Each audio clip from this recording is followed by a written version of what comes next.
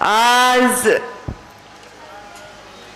गणेश मंदिराच्या साक्षीने आशीर्वादाने होत असलेल्या परळी मतदारसंघाच्या पारंपरिक अशा प्रचार सभेला मंचावर उपस्थित महायुतीचे अधिकृत उमेदवार माझे भाऊ धनंजय मुंडे त्यांच्या प्रचारार्थ आवर्जून इथे उपस्थित असलेल्या खासदार, मी तर माझी म्हणणार नाही कारण त्यांनी जे खासदारकीत काम केलंय त्यांनी एक इतिहास रचलाय, त्यामुळे नेहमी त्या खासदारच राहतील. खासदार प्रीतम ताई, आपल्याला ज्यांनी मार्गदर्शन केलं आणि सांगितलं की काय परिस्थिती आहे मतदारसंघाची सर्कल वाईज, ते माजी आमदार संजय भाऊ दौंड. मंचावर खरं तर सर्वच जण उपस्थित आहेत आणि मी सर्वांनाच ओळखते, त्यामुळे मी आपल्या सर्वांची क्षमा मागते कारण मला 10 मिनिटाचा वेळ आहे. या 15 मिनिटं 25 मिनिटं असेल हां. तर त्याप्रमाणे मी सर्वांची दिलगिरी व्यक्त करते. मी सर्वांची नावं घेऊ शकणार नाही. समोर छान गुलाबी थंडी पडलेली आहे. या थंडीमध्ये गणेश पारची ऐतिहासिक सभा, आपण सर्व त्या सभेला उपस्थित आहात. वडीलधारी मंडळी आहेत. म्हणजे मी दत्ताप्पांचं नाव घेतलं म्हणजे परळीचं नाव आलं. दत्ताप्पा आणि परळी एकसारखेच आहेत आमच्यासाठी, तेवढेच त्यांचं विश्वपितामह आहेत आमचे. आणि एवढे सभेला उपस्थित आहेत. मी धनुभाऊला म्हणलं काल पहिली आमची सभा ठरली, मग कॅन्सल होण्याचं चित्र दिसत होतं. मी म्हणलं कुठली सभा होईल नाही तर नाही होईल, पण गणेश पारची सभा झालीच पाहिजे कारण हा शुभ शकून आहे. ही सभा आपल्यासाठी फार महत्वाची आहे. मी आपल्या सर्वांना विनंती करण्यासाठी इथे उभी आहे. खरं तर धनुभाऊ नंतर भाषण मला करायला लावायला त्या निवडणुकीत, पण मी पण म्हणलं जाऊ द्या, आता उमेदवाराला पण मागून कोणतरी पाहिजे ना बोलायला, चला. कारण आता ते पालकमंत्री आहेत, ते कृषी मंत्री आहेत, ते नामदार आहेत, पण कदाचित मी राष्ट्रीय नेता आणि स्टार प्रचारक असल्यामुळं माझं भाषण ठेवलं असेल शेवटी. आणि पुन्हा ह्या दोघांनी बॅटिंग करून घेतल्यानंतर पुन्हा मला काही उरतच नाही बोलायला.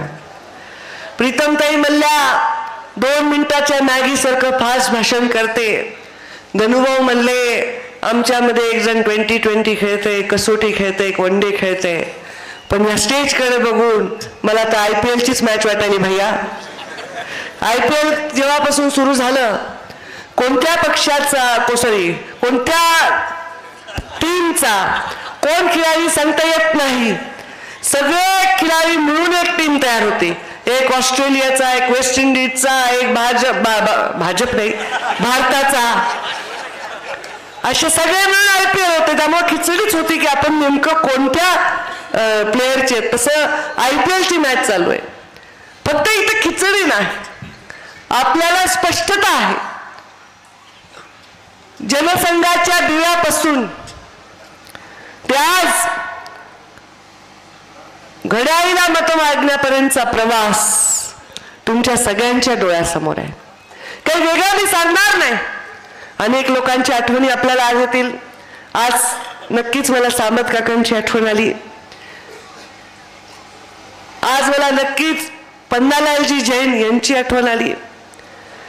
लहानपणी बैठका व्हायच्या तर भारतीय जनता पार्टीच्या बैठका अशा व्हायच्या की अक्षरशः सतरंजीवर सुद्धा जागा पुरलेली उरलेली असायची.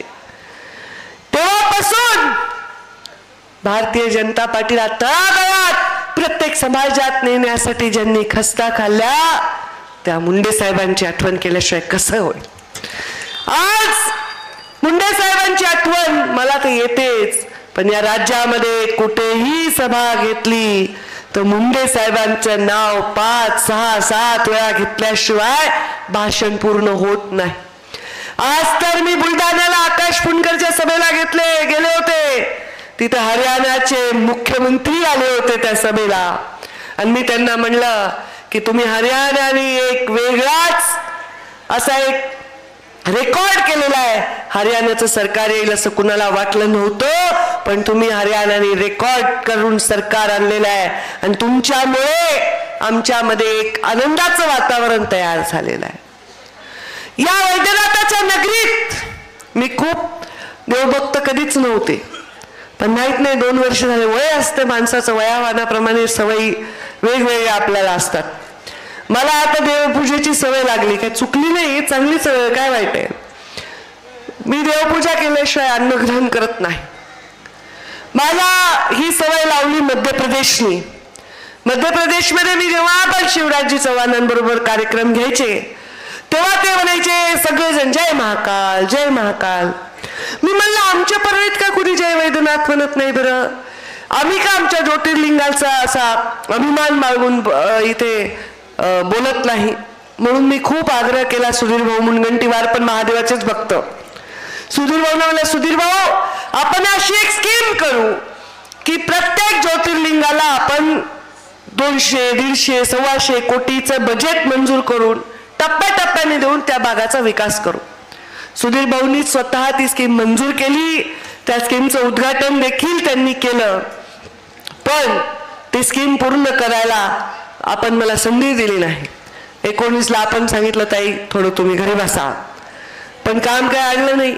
मी जरी बसले तरी धनुभाऊ आले आणि मोठ्या निधीची इथे तरतूद झाली.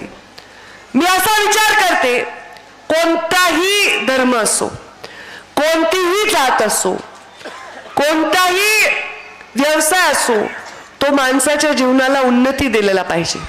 मुंडे साहेबांनी वैद्यनाथ सहकारी साखर कारखान्याची निर्मिती का केली? कारण या भागावरच्या लोकांना बांधावर ऊस जाळावा लागला होता आणि त्यांचा ऊस कोणी नेत नव्हतं, त्यांना पदर पसरावं लागत होतं. जेव्हा मी कारखान्याचे चेअरमन झाले, मी 243 कोटी रुपये व्याज भरलं. अक्षरशः माझ्या छातीवर रात्री मला झोप यायची नाही. माझी आई म्हणायची तू वेडी होशील. सकाळी झोपायची नाही मी, असं वाटायचं कोणतरी बसलंच नरड्यावर, एवढं वजन वाटायचं. कारण 2012ला आपण जे कोजनरेशनचा प्रकल्प पूर्ण केला त्याला आपल्याला जे जास्त व्याजाच्या दराने आपल्याला कर्ज घ्यावं लागलं आणि त्याचं पूर्ण वेळेवर न झाल्यामुळे आपल्याला जास्त व्याज पडलं. त्याच्यानंतर दुष्काळ आला आणि दुष्काळानंतर राजकारण तर 5वीलाच पुजलेलं आहे. माझ्या कारखान्याला मदत व्हावी म्हणून, अशा अनेक आजारी कारखान्याला मदत व्हावी म्हणून मी 2016 साली एक प्लॅन तयार केला कॅबिनेटचा. तेव्हा मला फक्त 34 कोटीची आवश्यकता होती, ते पण फुकट नाही पाहिजे, व्याजाने पाहिजे होते. तेव्हा माझे सहकारी होते राहुल कुल, त्यांचा पण कारखाना होता, मोनिका राजळेंचा होता. एक 5-6 कारखाने आजारी होते.